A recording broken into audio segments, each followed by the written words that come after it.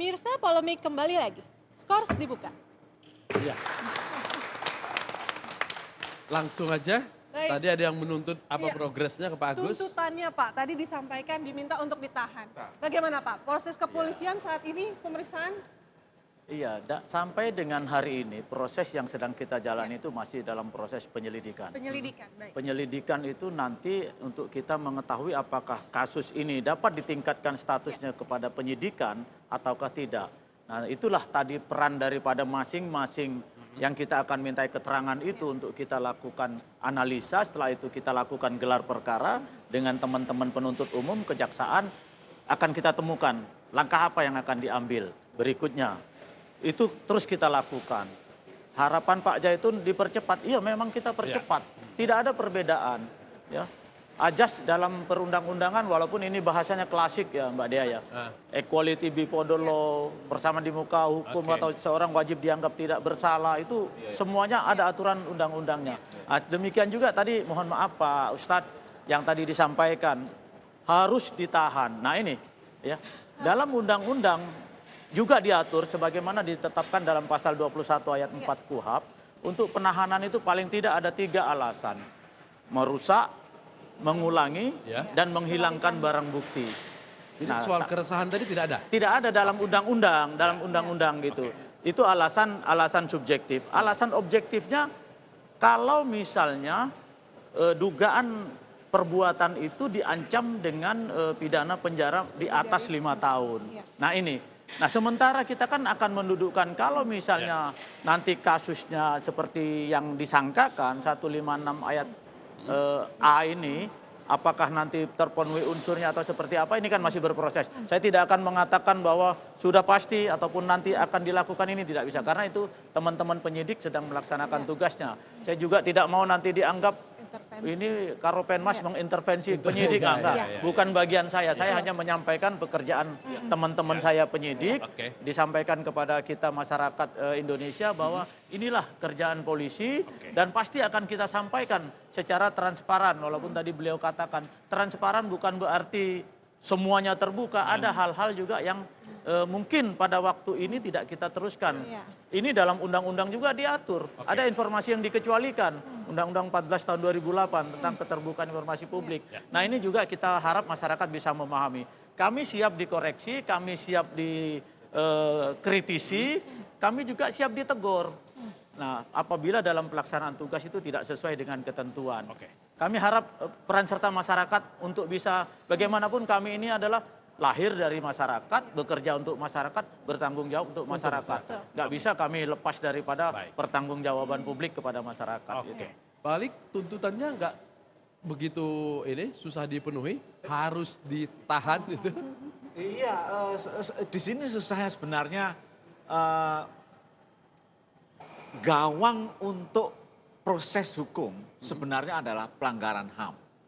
Jadi polisi saya kira tahu bagaimana hati-hati, sikap hati-hati yang harus ditunjukkan dalam proses hukum. Jangan sampai orang dijatuhi vonis hukum, sementara hak-hak dia tidak dipenuhi. Dan itu sebenarnya adalah sesuatu yang tidak bijak kalau terus-menerus kita mendorong seorang dengan kesalahan yang paling berat sekalipun.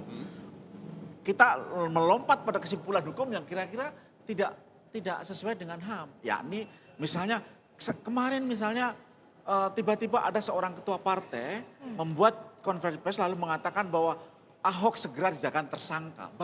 Bagaimana dia bisa mengambil itu bagian kesimpulan dari itu? intervensi berarti. Kalau dia tidak berniat untuk intervensi, pasti ada target-target. Nah ini yang saya kira harus kita waspadai Ustadz Zaitun, yakni bahwa dalam opini publik yang sedang berkembang sekarang, tiba-tiba kita merasakan situasi di mana seseorang yang kita duga bersalah ini sudah ditetapkan sebagai pelanggar penistaan agama. Dan itu harus kita sikapi secara bijak dan jangan sampai kita dalam konteks itu lalu kemudian menjadikan semua proses hukum ini berantakan. Dan itu kita harus sayangi, menjaga Indonesia tadi. Iya, ini yang saya katakan bahwa sebetulnya ini kan rasa keadilan masyarakat dan ini tidak dibuat-buat. Bapak bisa tahu ini ya, bukan dunia maya ini Pak, dunia nyata ini jutaan ya kaum muslimin. Karena situasi kehidupan ini kan semua terekam. Ya. Andaikan ini gubernur lain, andaikan person lain, saya yakin Tetap akan. Hakul yakin dari hari-hari pertama udah tetapkan tersangka. Hakul yakin. Ya. Ini bukan mendahului, tapi saya kira ini kita bisa bicara dari hati nurani, Pak. Ya. Ini kan hati nurani luar biasa. Tapi memang tercium aroma itu. Makanya sebetulnya ketika kami melakukan unjuk rasa, ini adalah tanzil syar'inya adalah menyampaikan apa yang menjadi dalam hati kita tuntut. Dan kalau kita minta ditangkap sah-sah saja. Karena ada pakar-pakar hukum termasuk Hairul Huda yang jadi penasihat Kapolri sekarang. Mengatakan jelas itu penistaan agama. Dan itu hukumannya di atas 5 tahun. Maka tuntutan ditangkap juga wajar. Jadi kami damai. Kami menyampaikan sudah kepada Bareskrim, sudah Wakapolri, sudah Kapolri. Kami minta juga kepada Presiden. Tolong Bapak Presiden. Dengan cara unjuk rasa besok. Kenegarawanannya, tolonglah percepat proses ini. Jangan kita semua satu bangsa ini tersandra satu orang. Kan menjaga Indonesia ini. Ini saja. Dan terserah pengadilan nantinya. Silakan Pak. Terakhir. Ya saya kira demo itu hal yang biasa atau unjuk rasa hal yang biasa. Itu tidak hanya ada di Indonesia saja. Di negara yang demokrasinya sangat maju sekalipun juga itu terjadi. Jadi kita anggap ini sebagai sesuatu yang biasa, jangan sesuatu yang luar biasa. Apalagi yang luar biasa malah Bung Latif, saya lihat kemarin kesiapan Pak Polisi itu sudah pakai sorban, pakai namanya? Pasukan Asmaul Husna. Pakai rida, kemudian pakai kopiah haji. Itu kan sebuah sesuatu yang luar biasa itu. Apalagi nanti polisinya tidak pakai pakaian lengkap seperti beliau, apalagi pakai senapan yang ditenteng, tapi senapannya Asmaul Husna. Ini sesuatu yang luar biasa. Ini pertanda bahwa demonya akan damai. Dipukul pakai tasbih aja. Jadi pokoknya pakai tasbih, nanti mengingatkannya kalau ada yang agak menyimpang-nyimpang, astagfirullah. Menarik. Kira-kira begitu. Oke, supaya aman besok Kiai, apa nasihat? Bahwa jangan sampai panggung besok ini menarik antar tokoh jadi berantem. Antar tokoh ini siapa nih? Di elit sana atau tokoh antar kan ada saja yang mengambil organisasi? momen-momen kan. Yang mengambil momen-momen ini. Berpikirlah lebih besar. Bangsa ini kita dirikan bersama. Khususnya warga NU tahu semua itu. Bahwa Nahdlatul Ulama pendiri Republik. Maka kita harus menjaga bersama.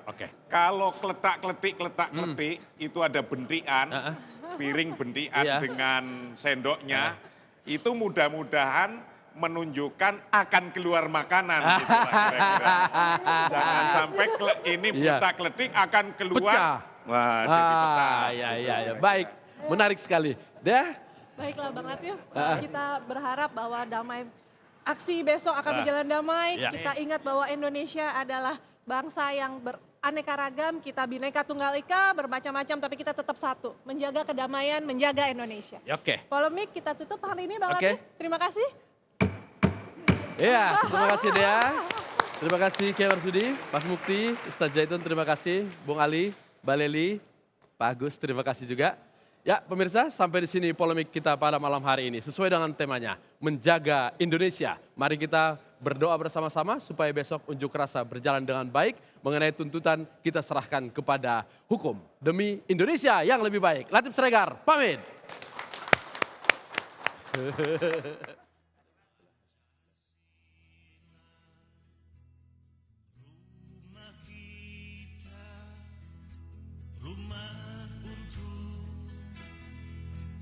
Kita semua nilai dasar Indonesia, rumah kita